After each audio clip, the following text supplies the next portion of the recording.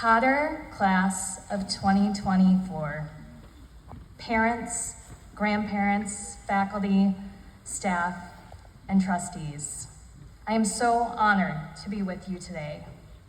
I promise my speech will be brief, and I hope that you will remember one thing that I say today that may help you in your life after Cotter.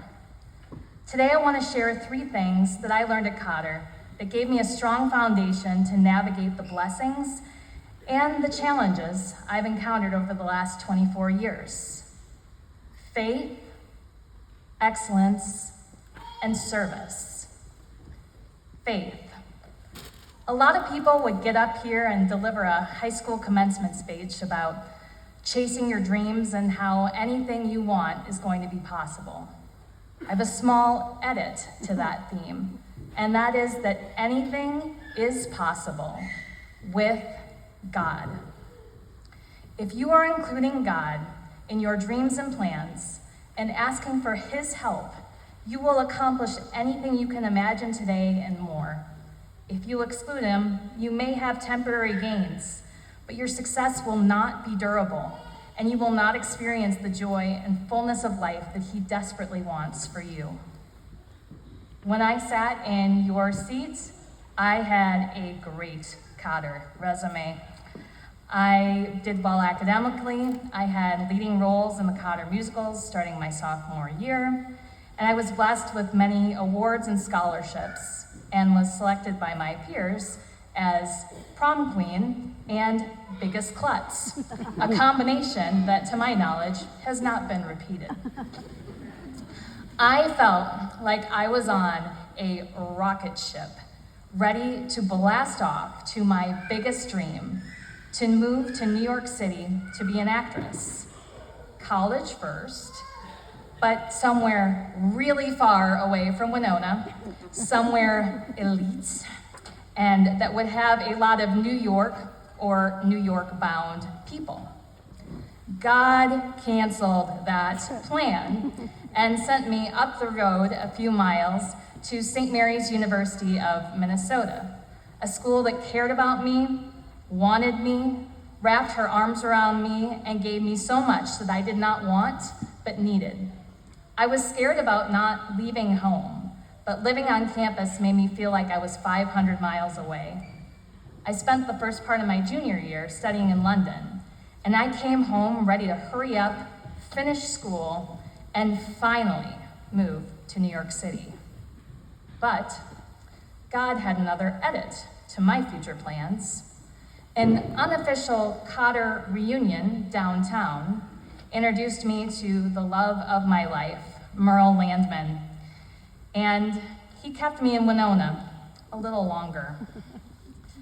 Merle and I got married in the Chapel of the Angels here on campus, and I started working in the fundraising field. But an acting career in New York City still was on my heart. And my husband supported me, and we agreed to keep a house in Winona.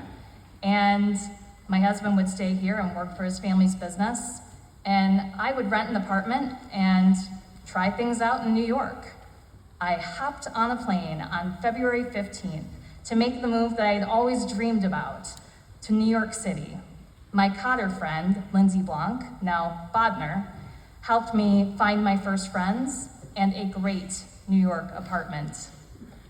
I spent 5 years living my best life in New York, acting, singing, and meeting quirky and interesting people. I was admitted into a private club in Gramercy Park where I went to parties and networked with celebrities and industry insiders, and it was pretty great. When I was in New York, I met a certain amount of career success, but then hit odd roadblocks.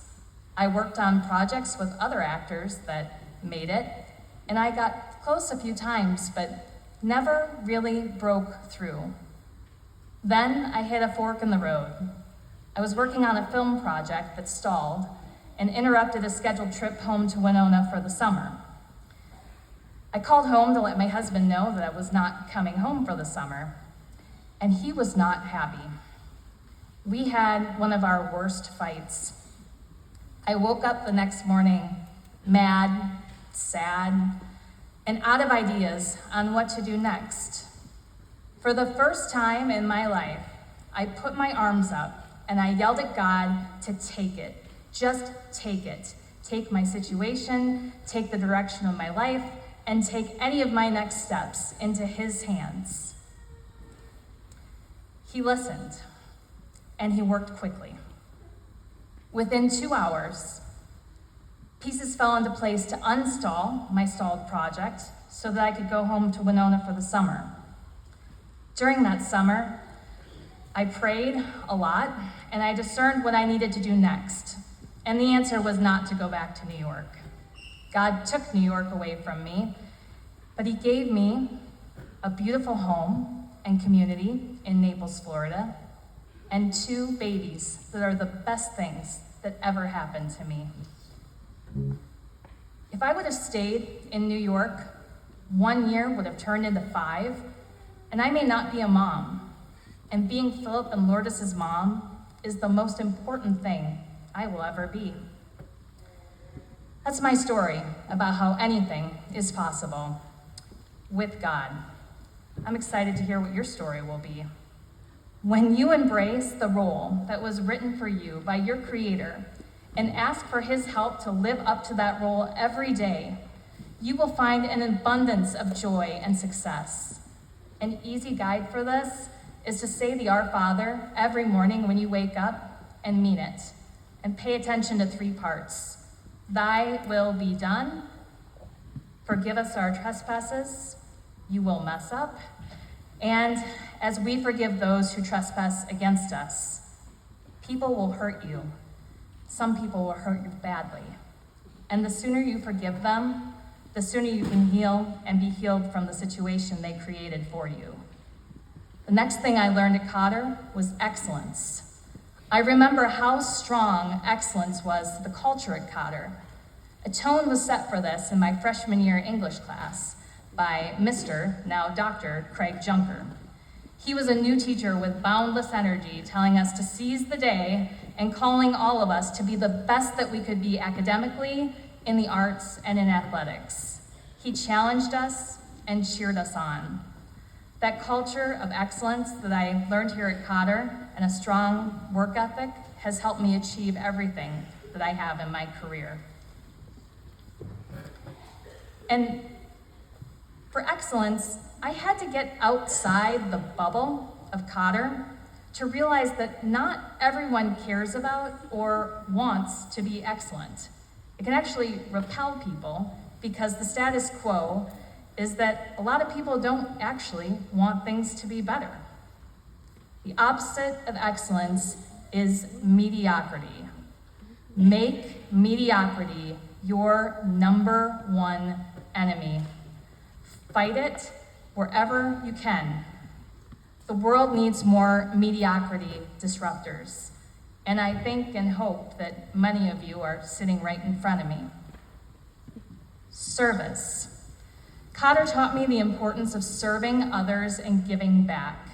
You will be blessed in your life, and those blessings will come with a call to give back.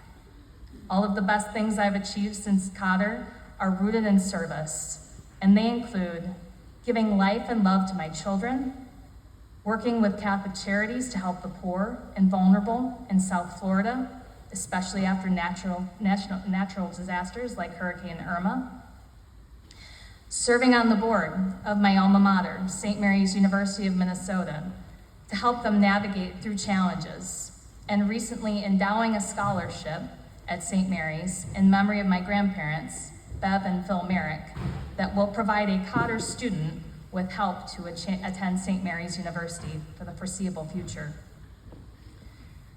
Continue to take care of and serve each other as true and loyal friends. I've had a lot of people come in and out of my life, but my Cotter tribe is really special. They have been with me on mountaintops and in dark days when I needed someone to remind me what I was made of.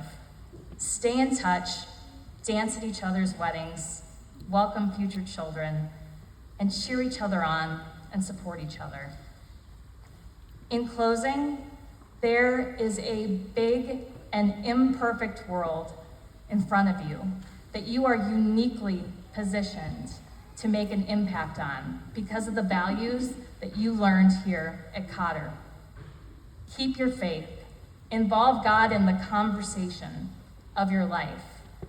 Chase excellence and fight mediocrity, and serve others, and you will have a life full of success and true and durable joy. I will be praying for you on your journey. Make it a good one.